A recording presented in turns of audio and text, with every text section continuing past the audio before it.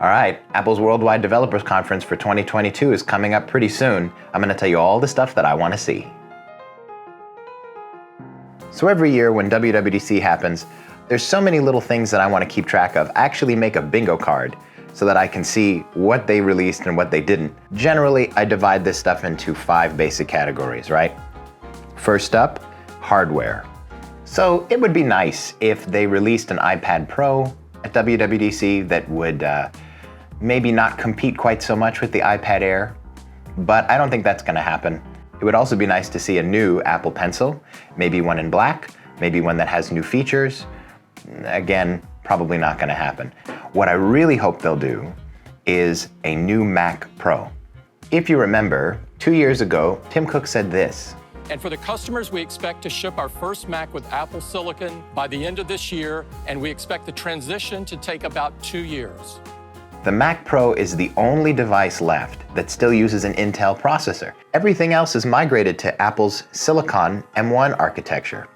So it's going to be cool to see what they're going to do with that Mac Pro.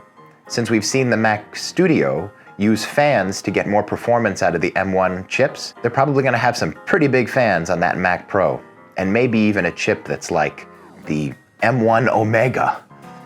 Well, maybe they're not going to go quite that far. The real thing I want to see for hardware is all of their Reality OS, Apple glasses, maybe the VR headset. Now that Google has announced not just a new prototype for their glasses, but a genuine use case where people would actually want to buy it and be able to translate and talk to people in different languages, Apple's going to have to step up its game. One last little hope would be maybe an Apple TV that functions as a more powerful video game console. I'm not getting my hopes up though. Next up, iPadOS and iOS. Maybe there's some rumors that they're going to update focus mode and control center and multitasking, and those things would be great. I don't know if I'm going to flip over that. What I'd really like to see is better widget functionality.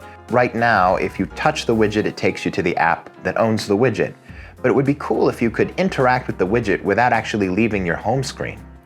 Maybe it would solve part of the problem that iPads have never had a proper calculator app. And of course, like a lot of people, I'd really love to see Final Cut on the iPad. But I'm not going to hold my breath. Then there's macOS.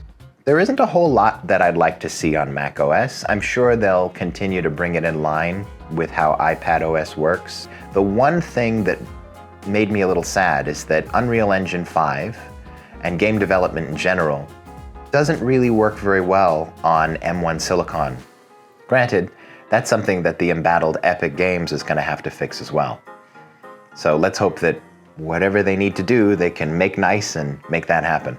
And then there's WatchOS. I would love to see third-party watch faces that individuals can make and sell.